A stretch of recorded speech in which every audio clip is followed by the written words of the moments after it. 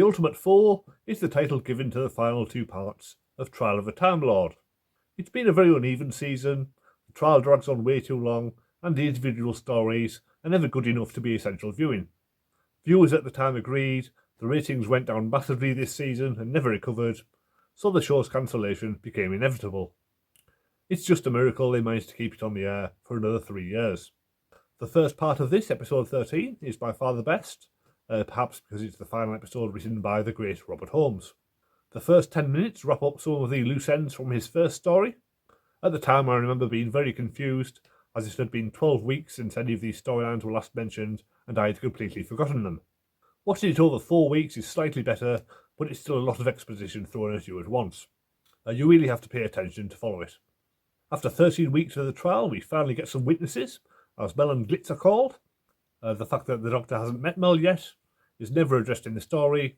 It would have been a lot more interesting if it had been. Glitz is a fun addition though. His amoral nature goes a long way to spice things up. We also get Anthony Ainley back as the Master. His motives for wanting to help the Doctor are rather confused, as are many things about this story due to the number of writers. But this is the most sympathetic Anthony Ainley's Master ever gets, so it's good to finally see that side of him, before he goes back to his usual megalomania in the final part. Colin Baker's Doctor gets one of his best speeches as he rails against the corrupt Time Lords. In all my travellings throughout the universe, I have battled against evil, against power-mad conspirators. I should have stayed here! The oldest civilization, decadent, degenerate and rotten to the core. 10 million years of absolute power, that's what it takes to be really corrupt.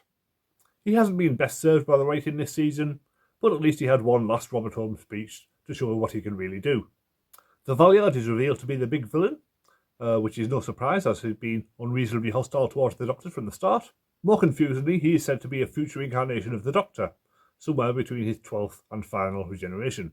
At the time, this seemed impossibly far in the future, but now it just means that he comes somewhere after Peter Capaldi. It's unlikely we'll ever get to see the Valeyard again, unless they come up with an AI-generated Michael Jason in a future instalment, but that would probably require far too much explanation to work now. He might be best left as a potential future Doctor, as a cautionary tale of what could happen if the Doctor gave in to all his worst instincts. The rest of the story takes place in the Matrix, which for some reason is now a physical space instead of a virtual reality, like it was in The Deadly Assassin. No doubt they would have gone back to that if the show had carried on into the 90s, when virtual reality was a big thing again. It does look good, filmed at night in a creepy old factory, and there are some Deadly Assassin-style shocks, like hands suddenly reaching out of a barrel of water, and again with many hands reaching out of the sand. It's basically the same thing, really. The Valeyard obviously has a thing about hands. Episode 2 is where it all goes horribly wrong. Maybe Robert Holmes could have salvaged it had he lived. We will never know. The cliffhanger is resolved absurdly easy, with the Doctor just walking out of the sand because none of it's real, instantly lowering the stakes to 0, and then we have the Valeyard just popping in and out like he's in Rent-A-Ghost. The episode is 5 minutes longer than usual, but it doesn't really need it.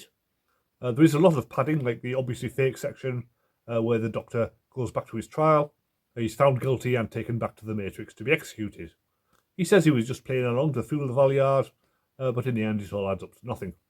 Pip and Jane Baker's unique style of dialogue is in full flow here, with the Valeyard uttering the immortal line, "There's nothing you can do to prevent the catharsis of spurious morality," and Mel gasping at the sight of the megabyte modem, which in 1986 would have been cutting edge, to be fair.